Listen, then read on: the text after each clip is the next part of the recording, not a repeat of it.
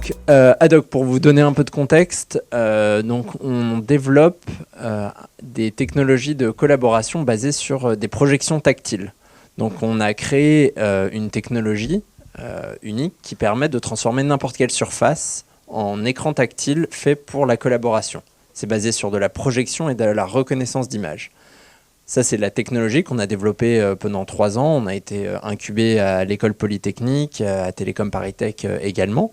Et on a développé des premiers prototypes de ce projecteur tactile qui sont des appareils mobiles que l'on pose sur n'importe quelle surface. Et d'ailleurs, il y en a ici que vous pourrez tester et ça, je pense, vous illustrera mieux mon propos, mais qui permettent d'accéder à du contenu numérique un peu partout et de le rendre tactile exactement comme si c'était une tablette, comme si c'était un écran physique. L'intérêt de la projection, il est multiple. Le premier, c'est que quand on arrête de l'utiliser, ça redevient une table, ça redevient un mur, contrairement à un écran comme celui-ci qui occupe un espace. On ne peut pas casser l'écran. Dans des environnements complexes, dans des environnements contraints, ça a un très fort intérêt. On peut l'utiliser avec des gants. Donc il y a tout un tas de cas d'usage que l'on a découvert aussi au fur et à mesure de l'histoire d'Adoc qui illustre que cette technologie, cette projection tactile a beaucoup plus d'intérêt que des écrans tactiles traditionnels dans certains, encore une fois, cas d'usage précis. En 2019, on avait des prototypes fonctionnels, déjà quelques clients qui utilisaient ces prototypes, et on s'est posé la question, bien évidemment, de l'industrialisation. En toute honnêteté, on s'est rendu à Taïwan, on s'est rendu en Chine, on a rencontré des entreprises locales qui étaient capables d'industrialiser notre produit, qui nous ont fait des propositions. Et on s'est aussi posé la question de quel évidemment choix on voulait faire là-dessus, quelle entreprise on voulait être, qu'est-ce qui se passait si on avait un problème à l'autre bout du monde, et surtout, quel est le coût total de la production. Et ça, moi, c'est quelque chose qui me tient vraiment à cœur. On dit souvent, effectivement, et d'ailleurs, on m'a beaucoup posé la question, pourquoi est-ce que vous faites ça en France et pas en Chine, mais ça vous coûte pas trop cher? Alors oui, ça peut être un peu plus cher si on regarde qu'une partie des coûts. Nous, on a un produit technologique à forte valeur ajoutée, qui n'est pas très encombrant, hein, vous le verrez, ça fait 30 cm de haut, ça pèse 2,5 kg. Donc c'est assez facile à transporter, ce n'était pas forcément le transport qui jouerait à l'époque. Aujourd'hui, c'est peut-être un peu différent. Mais surtout, encore une fois, c'est un produit à forte valeur ajoutée que l'on vend cher. On le vend 2 890 €.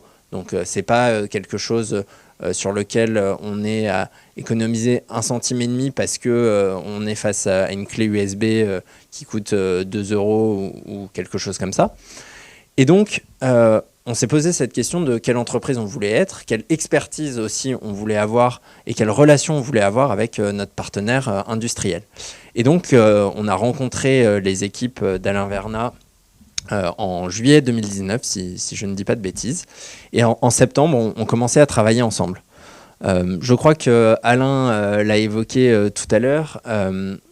La collaboration entre un groupe et une usine avec une histoire comme TEIS et Adoc, c'est pas quelque chose d'inné. Il faut travailler des deux côtés. Ça demande des efforts. Il y a des adaptations en termes de culture, en termes de choix, en termes de compréhension des contraintes des uns et des autres qui sont pas évidentes au début, mais qu'on a réussi à faire marcher au fur et à mesure de l'histoire d'Adoc et de Toshiba. Donc on est venu avec un prototype en se disant pas de problème, on lance une pré-série et dans 3 mois on lance une série et tout va bien et finalement début 2020 on a une production qui roule et la vie est belle. Évidemment ça se passe jamais comme ça, on a eu des questions sur la certification, là aussi les équipes de Toshiba nous ont aidés, nous ont conseillé sur les questions de CEM, donc de rayonnement électromagnétique, comment faire que ce produit correspond aux normes des pays dans lesquels on vend, parce que à l'instar de Green Big, on ne vend pas que en France aujourd'hui, on a des clients en Europe et même on commence à avoir des demandes en Asie et aux États-Unis, et en Amérique du Nord en tout cas. Et donc, cette collaboration, elle n'a pas été toujours évidente, mais on a su apprendre à travailler ensemble. Et je pense que ça a énormément de valeur et aujourd'hui pour Haddock, mais j'espère aussi pour Toshiba, d'avoir fait ce chemin, d'avoir appris à travailler ensemble, d'avoir amélioré nos process dans un sens et dans l'autre. Évidemment, on a le cliché de la start-up où peut-être un peu brouillon, un peu rapide, on change vite, et puis bon, s'il y a un problème, c'est pas grave, on le règle, et voilà, on passe au suivant. Du grand groupe qui est plus lent, qui a plus de mal à évoluer. En fait, c'est pas aussi simple que ça, déjà. Et d'un côté ou de l'autre, on a beaucoup appris, encore une fois, j'insiste là-dessus. Et aujourd'hui, on a un produit qui fonctionne bien, qui est distribué qui est en tout cas utilisé par environ 150 entreprises assez variées, de toute taille, également par les services de sécurité, gendarmerie, l'armée française, donc assez variés. Et ça, c'est vraiment le résultat de ce choix d'avoir travaillé avec Toshiba. Et pour revenir à la question du coût, je pense que la suite nous a vraiment donné raison. C'est-à-dire que 2020, on le sait bien, la fluidité des échanges mondiaux a évolué très rapidement, avec une augmentation très forte des coûts de transport, avec aussi une complexité de se rendre dans des pays. Et s'il y a un problème, c'est plus facile de prendre le train jusqu'à Dieppe que de sauter dans un avion pour aller à Shenzhen.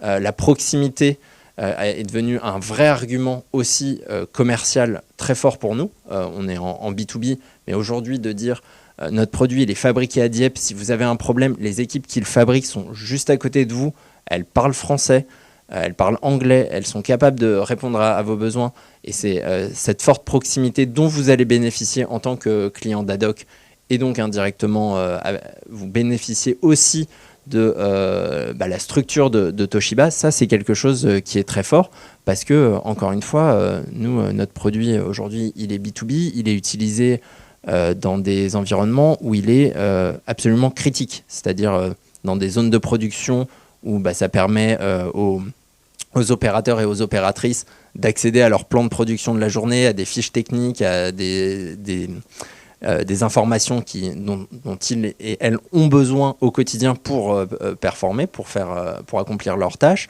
C'est encore une fois utilisé par la gendarmerie, par l'armée. Donc vous imaginez bien que sa fiabilité, là où il est produit, ce sont des questions qui se sont posées. Et donc finalement, ce qui était peut-être un choix entre guillemets risqué, parce qu'on entendait beaucoup de startups faire produire à l'autre bout du monde, c'est devenu une force pour Haddock, une force commerciale et aussi une force en termes de solidité de l'entreprise, solidité du produit que l'on conçoit.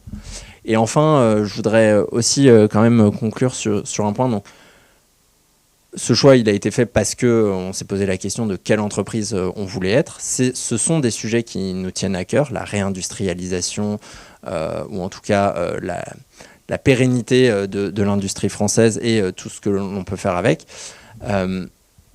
Le choix d'Haddock d'avoir fabriqué en France chez Toshiba, aujourd'hui, nous, on le porte réellement comme une identité de l'entreprise. Et c'est devenu quelque chose qui est constitutif, qui fait partie d'une fierté des employés d'Haddock.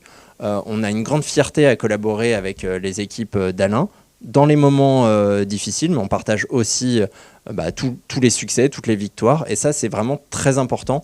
Et ça crée un lien très, très fort pour l'avenir d'Haddock, mais c'est aussi une des raisons pour lesquelles j'encourage très fortement les jeunes entreprises à faire ce choix du bon partenaire à proximité, parce que c'est réellement s'inscrire dans l'avenir.